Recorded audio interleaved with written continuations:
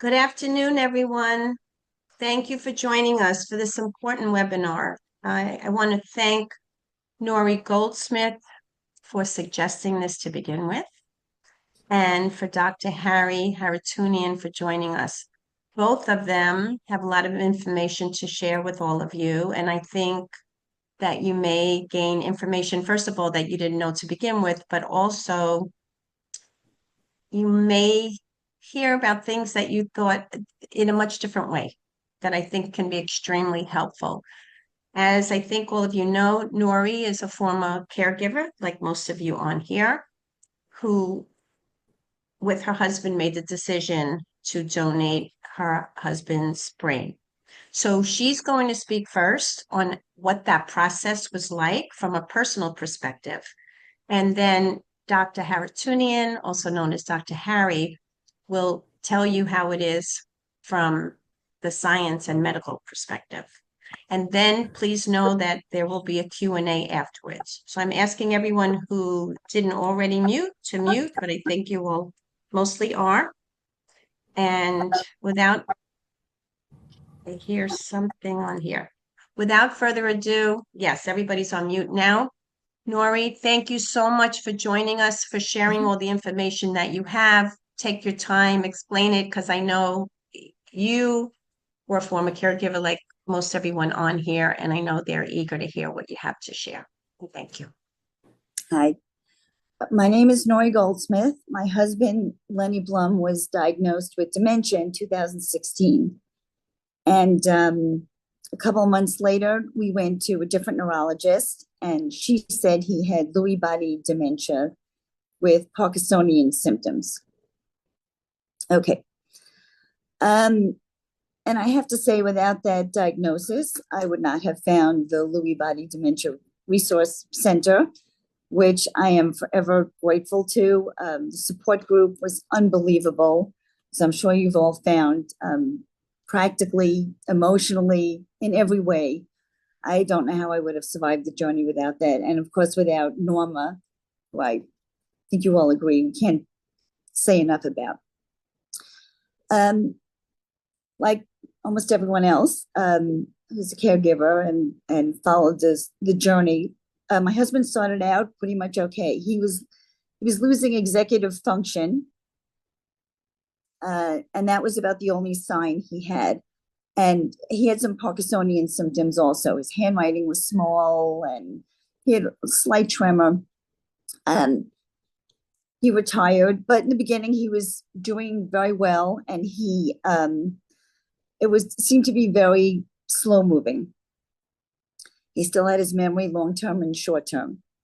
And then in January of 2024, last year, he started to really slip physically. He started to fall, literally fall, and had a lot of trouble eating and doing other things. And got like very real, very quick. And I went back to the Lewy Body Dementia Resource Center website, as I often did, and I looked in brain donation. I don't know what made me do that at that point. I think it might have come up in a support group.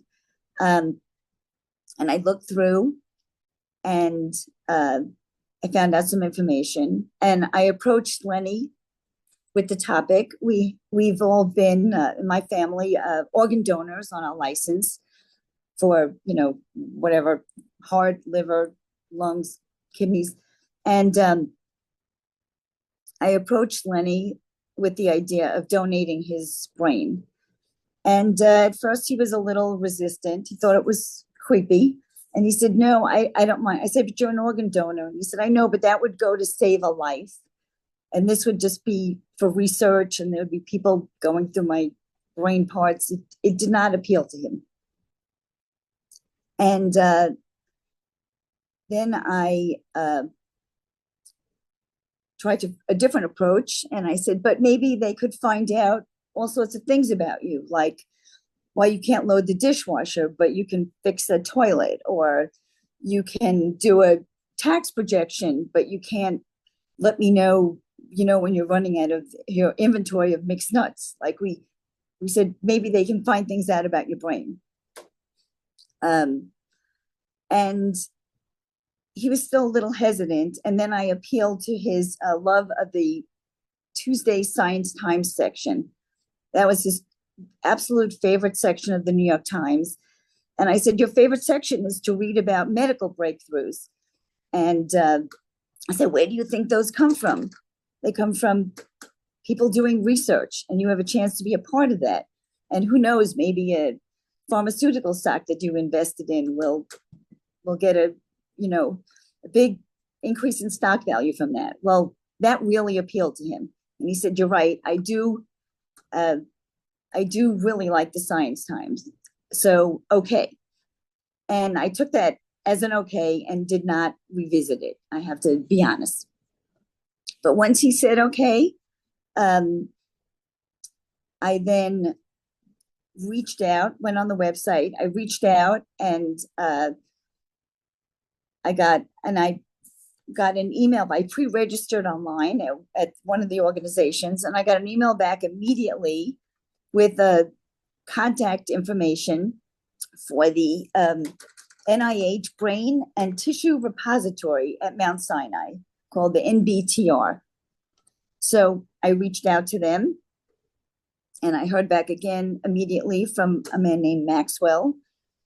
And he couldn't have been kinder and more patient with me. He sent a packet of information. It was a large packet. And I have to admit, I wish some of the forms were fillable, but I think they're getting to that. But everything was color-coded. It was in huge font, bold letters. It wasn't like some, single-spaced. It was very user-friendly, I'll say.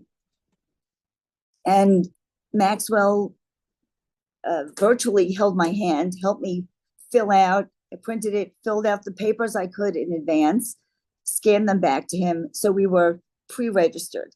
Again, this was February. My husband he had good days, he had bad days, but I was kind of waiting for the shoe to drop. And sure enough, so the key is the pre-registration, doing everything you can in advance. There are some things you can't do in advance. You have to wait till your loved one has passed. And then in mid-February, my husband, all of a sudden, Lenny had trouble getting out of bed and communicating.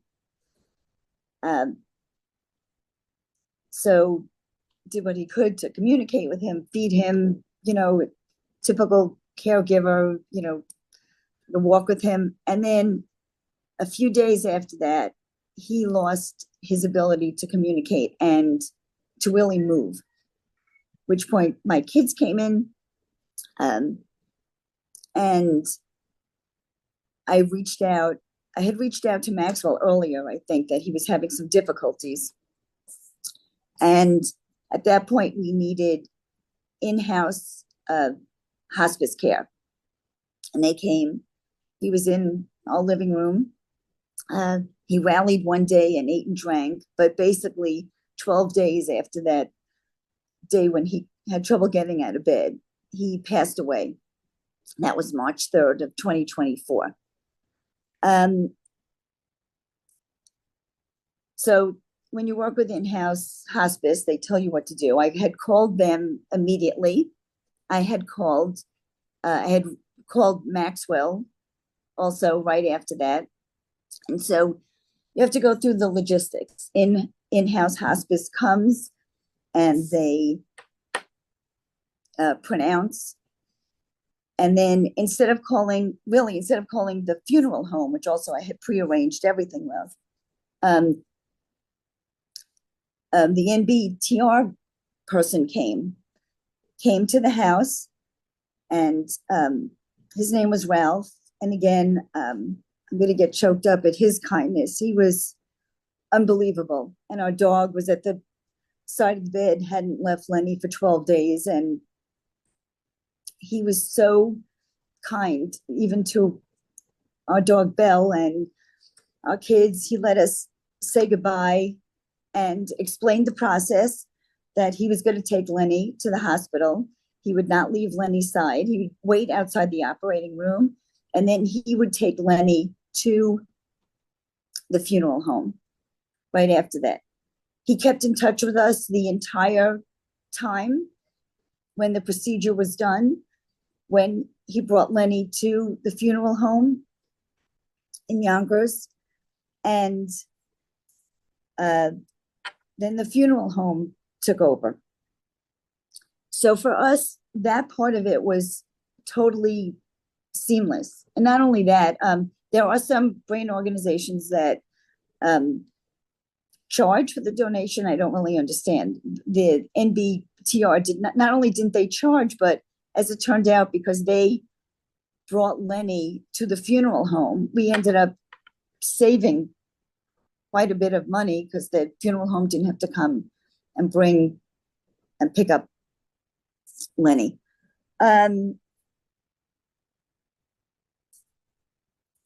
Then about 2 weeks later, I got a phone call from a gentleman named Tony. And again, the kindness, the respect, the dignity, it was overwhelming, and they couldn't be more appreciative for the donation. And then Tony called and basically interviewed me, and he wanted to know all about Lenny, but not just his profession and his family and his medical history. And he wanted to really, seemed like he really wanted to get to know him. And he said this would accompany the brain. And I was so appreciative for the chance to share all about Lenny, his kindness, his caring, his sense of humor. He was a fun guy. He was creative. And I told stories about him, about our theme dating, about what a great dresser he was, and that I ruined him when I started buying his clothes, and that, you know, how great he was at Jeopardy and all things baseball, and loved his PBS British slow talking dramas. And he asked me a lot of questions about Lenny before and during, but he really wanted to get to know him, and I really appreciated that. And then later, when I shall get to when I spoke to Harry, he had the profile, like he knew we discussed Jeopardy and baseball. Like it really meant something to me that they treated Lenny as a person and not just as a brain specimen. Then they say it takes 6 months to get the report. And then in 6 months, I did get the report. And to our total shock and surprise, when my girls and I opened the report, we found out that Lenny did not have Lewy body dementia. He had Parkinson's with dementia. This was quite shocking to us. And in a way, I was grateful I didn't know, because I don't know where I would have been without the group that I was in. So I was quite surprised. We were quite surprised by the diagnosis. Reached out to the NBTR. There was a number. Please contact us if you have any questions. And I did. I made an appointment, and Harry called back very quickly and spent a lot of time on the phone with me. I told him about the surprise in the diagnosis, and he explained that only the autopsy can really, once they study the brain, let you know what the person had. And that depends on where the abnormal proteins are in the brain stem for Parkinson's, in other parts of the brain for Lewy body. I don't believe Lenny would have been treated any differently. He was on meds for Parkinson's because he had Parkinsonian symptoms, but it goes to show you how much doctors don't know at this point. And he just like Maxwell and Ralph and Tony, I mean, everyone was so patient and so kind and informative. And it was, you know, they expressed their gratitude. And what I did find out, which I didn't know before, that Harry will probably get to, but it really is the gift that keeps on giving. It's not like it's got a shelf life of 6 months, and what they find out, they find out. They go back years and years afterwards when they make a new discovery, and they look back at the brain samples to see if they might have missed something, if they can see something new. And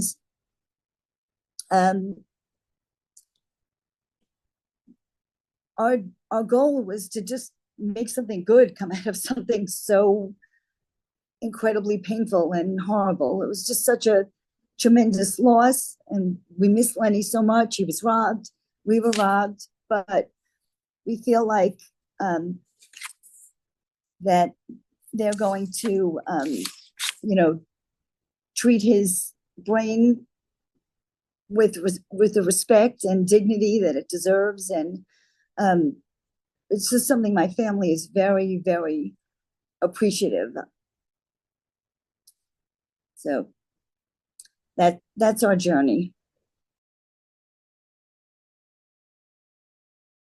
And when you say that you take samples like of blood or other things, are those records from his file? Are those things you do when he's passed, or do you ask for some of that before? How do you get some of that information? Generally, it's almost always post-mortem. So at the time of autopsy, so for example, I said that we bank muscle tissue. Well, when you're exposing the brain, to get to the brain, you got to go through muscle. And normally that muscle would be discarded. Instead of discarding it, we save it. The idea there being that if we find something in brain, say a biomarker, a protein that indicates a particular disease, can we get that same information from non-brain tissue that's more accessible and can be accessed during life?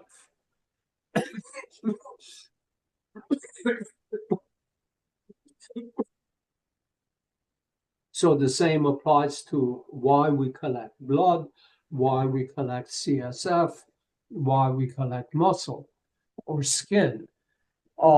The idea is, can we use the information that we glean from the brain to help in diagnostic procedures during life? Obviously, we don't want to biopsy the brain. So can we do a muscle biopsy and get the same information? I would like to ask a question for a moment, since you have a bad cold. I have the same bad cold. I guess my computer has the same bad cold. The whole internet went down in the building, so that's why it stopped recording, and I missed part of it. Harry, I've heard you talk about this before. My question is, because Nori didn't actually talk about this particular aspect, and you may have when I was trying to get back on, did you talk about the small part of the back of the head where the brain is taken from, rather than what people think of? You may have talked about that and I missed it. No, I didn't. Because I think, to me, because I know Nori thought that was really important for people to know, and most people think, if you and Nori wants to add to that, can you just please talk about that so that people know what actually is happening to their loved one, please? Sure, absolutely. I did mention that there is no disfigurement involved in brain donation, and you can have an open casket. And the reason for that is because to get to the brain, we make an incision only in the back of the brain, where in the open casket, the head would be resting on a pillow, so you don't see the incision. Then we cut out a part of the skull, take out the brain, and put the skull back in place, and put the skin, the scalp, back in place. So again, there is no disfigurement, and there's no reason not to have an open casket funeral if that's what you wish to have. I Thank have I have two questions, please. One Absolutely. is, does Mount Sinai have a catchment area? Will they, in terms of miles? Yes, we do.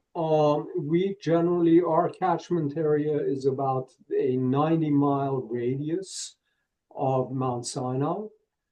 However, as I mentioned about our sister banks, the other 5 banks, they're distributed all over the country.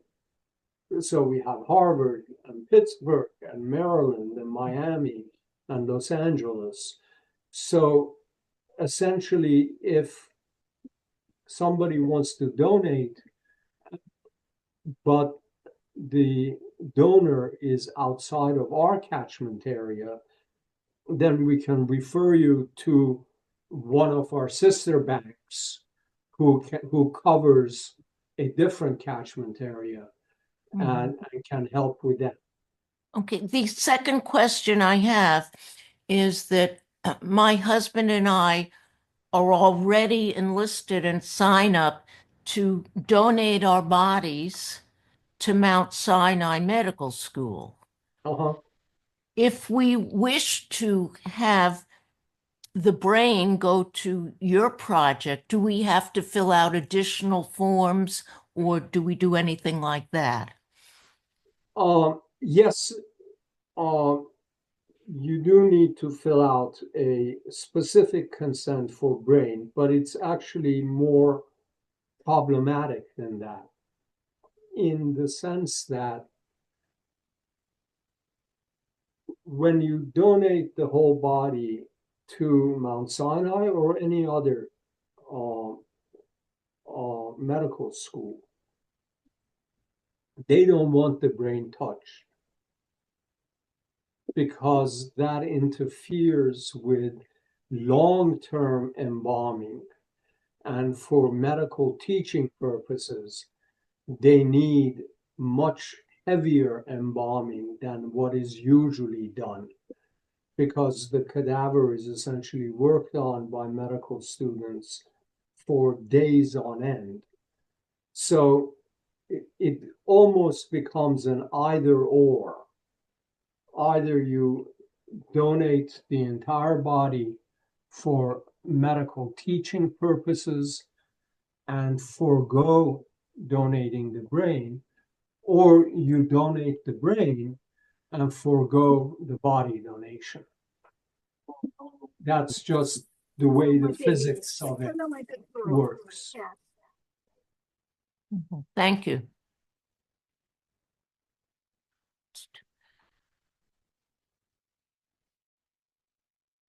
Susan, you're muted. I just unmuted, thank you. I have a question. So after I'm in Nori's support group, and after Lenny passed, she told us about the good experience she had had working with you guys. And so I talked to my husband, and I was very surprised, but he agreed to the brain donation. And so I have filled out the forms and sent them in, but I never heard anything back, and I don't know if I need to do anything else. No, Like the first set of forms, like 2 sets, right? And one that you fill out after your loved one passes. yes. And I So filled out the one prior, and I mailed it all in. So I'm not sure, should I, is there a number to call to clarify whether it was received? no, well, first of all, I can check.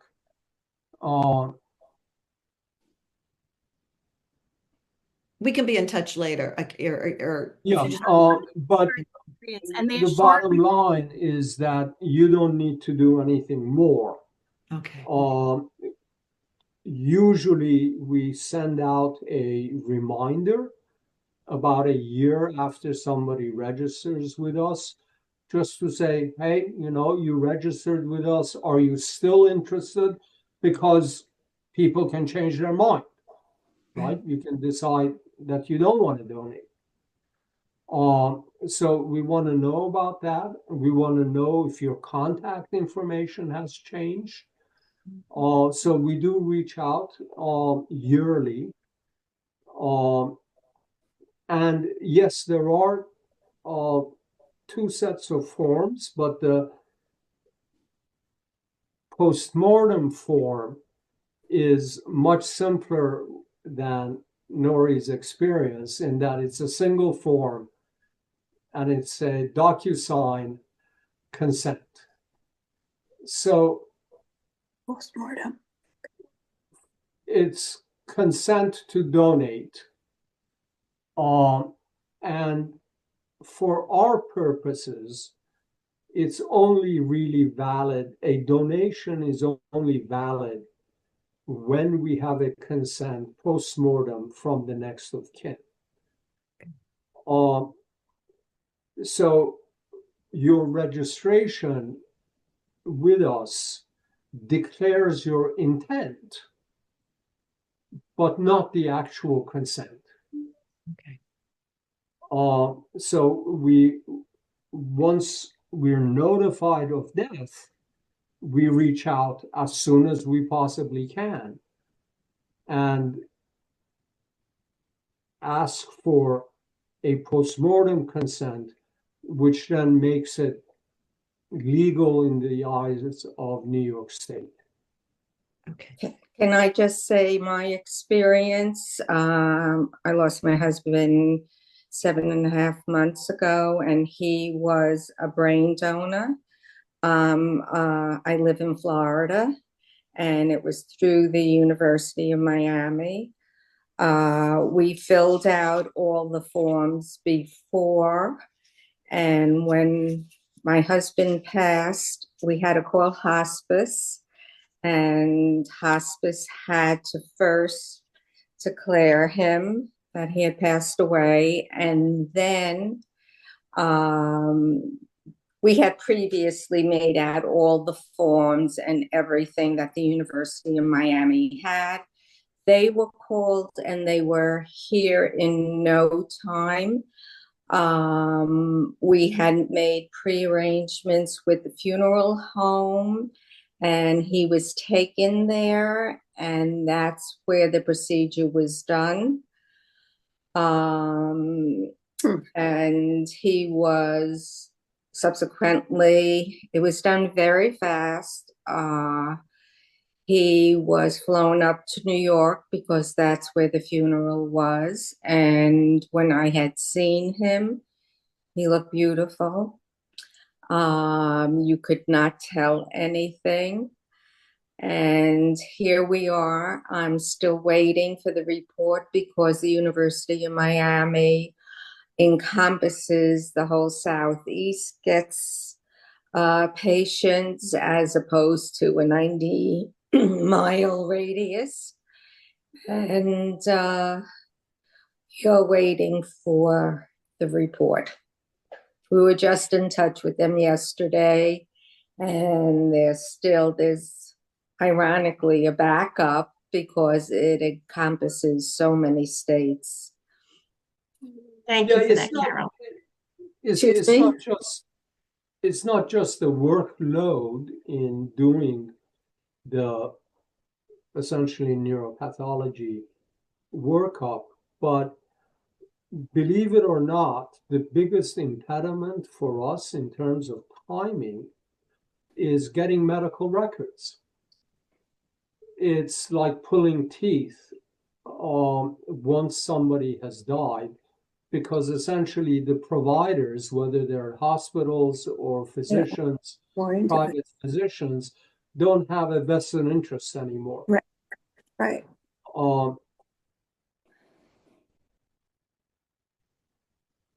Well,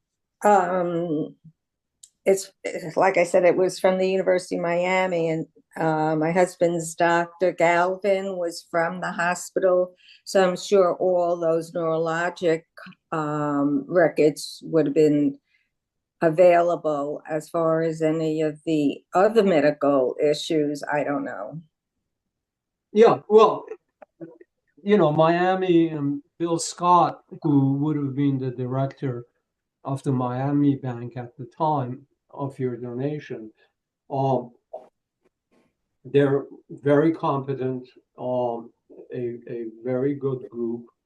We work with them all the time, not only from a brain donation and brain banking perspective, but we actually collaborate on research projects together. So I have the utmost confidence and respect for them. But the timing is an issue. And in Mr. Goldsmith's case, we managed to get records and information rapidly. But there are donors that 18 months, and we're still waiting for all of the information to come in. So it really depends from individual to individual, from provider to provider, how cooperative they are and how much information we get. And it's important to realize that the medical information to some extent guides what we do to come to a neuropathology diagnosis. And the example that I often give is there's a part of the brain called the mammillary bodies that are usually not part of our normal workup, our routine workup. But they are absolutely critical if you're looking at somebody who was an alcoholic. But if I didn't know that an individual donor was an alcoholic, I wouldn't look at the mammillary bodies. So knowing the clinical situation of any given donor helps us know what part of the brain to look at. We look at what we always do, but what additional parts we need to consider and what other possibilities we need to consider when we're evaluating the neuropathology. Thank you for that explanation, which is really helpful. Does anybody else have any questions for Dr. Harry? Cindy, yes, unmute yourself, please. The question is, and I know it will vary depending on each case, but typically, how long do you have to wait to get the body back? So then you can have the funeral or cremate it or whatever you decide to do. Yeah, no, that's a great question. I would say no more than 4 hours. Oh, But it really depends on where the body is. If death occurred at a hospital, for example, and at one of our collaborating hospitals, we can do the excision of the brain right there at that hospital.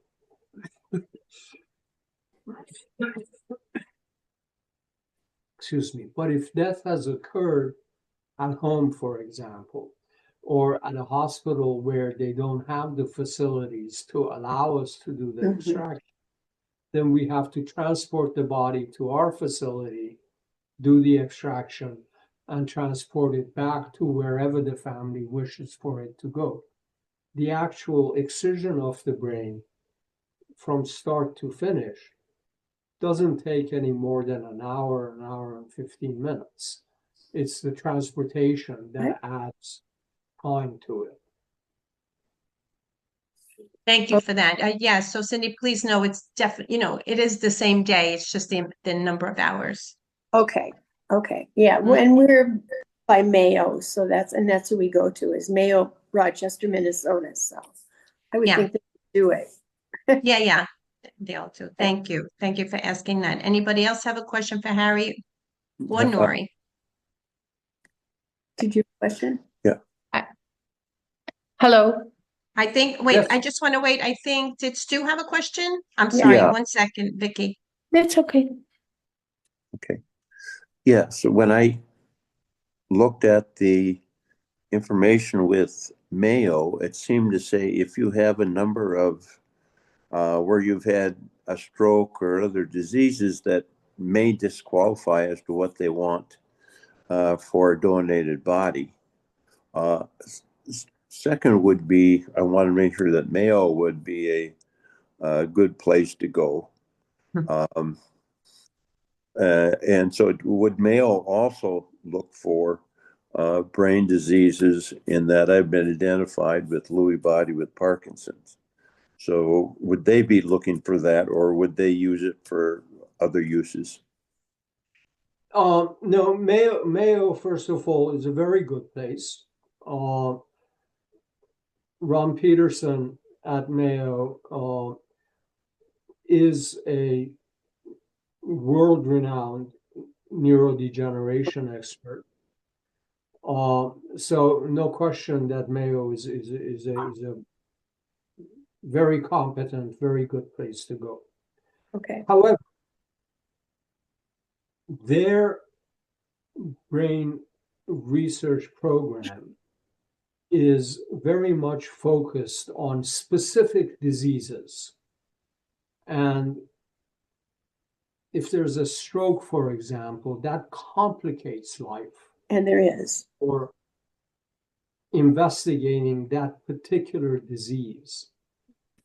The neurobiobanks, the NIH established the neurobiobanks just so I would call Mayo a boutique bank in that they have specific research interests and therefore specific interests in specific donors. Okay, The NIH decided that that wasn't globally, nationally, a good model because it left out a whole lot of other donors. Mhm. And also because in real life, people have lots of things wrong with them. Mhm. So in real life, in the community, somebody with Alzheimer's disease may very well also have had a stroke, may have had a TIA, may have concomitant Lewy body disease, may have concomitant Parkinson's. And so by being boutique, your scientific endeavors are more straightforward, but your service to the general community is somewhat limited. So both are good things to have. And fortunately, the NIH recognized that that's true, and they support both kinds of banks. Thank you. Thank you, Harry, for that explanation. Thank you, Cindy, and for Stu for asking. Vicky, I know we have just a little bit more time. We'll go a few minutes over. Vicky, please, your question. Well, I'm listening on behalf of my father-in-law from with Lewy body disease, and we're in Minnesota Central. And I wonder if there's a contact location that we should be contacting at the NIH or in New York, Mount Sinai. I'm near the Mayo in Rochester, Minnesota. I'm not sure if you were Yeah, talking about well, Rochester, Mayo New is York. certainly one possibility.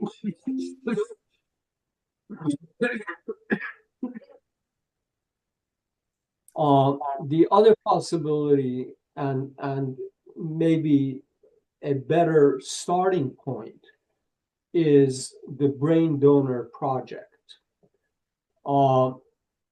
And Harry, And- if I may, not to interrupt you, I just want to make it easier so that you don't have to give all that information.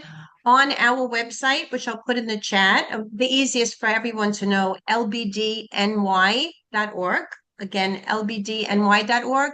If you put in the search brain donations, the list brain donor project is on there, and the others are on there as well. So you have a choice. Harvard is on there so that you'll see all of them. Thank you. Yeah, the Brain Donor Project was started by this lady Tish, who years ago wanted to donate her dad's brain, I believe, and had a very hard time finding a brain bank that would accept it. So she essentially has established the Brain Donor Project, which serves as a clearinghouse. So you declare your interest in brain donation, and the Brain Donor Project figures out what's the nearest and best bank to serve your needs. Yeah. And They then makes- actually are on the top of the list there. So for anyone who wants information, please go to the website lbdny.org and type in the search brain donations and click. There may be 3 things that click on the one and you'll find the whole list. If you have any issues, just please don't hesitate you can email me directly. It's norma@lbdny.org. I just put it in the chat. Again, norma@lbdny.org. If you have any issue finding it or need help with anything, please don't hesitate to email me. So unless anyone has another important question, does anybody have anything? I don't want anyone to lose the opportunity. Okay. I want to thank so much Nori for, first of all, suggesting this because you really felt it was important for people to know. And thank you for taking the time. And I know what that took for you to do this. And for Harry, with your cold, and if you didn't have a cold, for taking your time to explain to everyone, because I think it was so helpful for people to hear. And this will be very helpful since it was recorded. Important parts were recorded for others to see going forward. So I thank everybody for being here. Thank you again to Nori and Harry. And please know the Lewy Body Dementia Resource Center is here to help at any time. And again, if you need help, I'll put it in the chat as well. Please know that we have the only live helpline in the country and we're available 365 days a year. So if you have any issues, please don't hesitate to call us. 516-218-2026 or 833-LBD-LINE. 833-LBD-LINE. That's easy to remember. Okay, everyone. Thank you so much. And see you all in a group or somewhere else. Bye-bye now. Thank you. Thank you. Okay.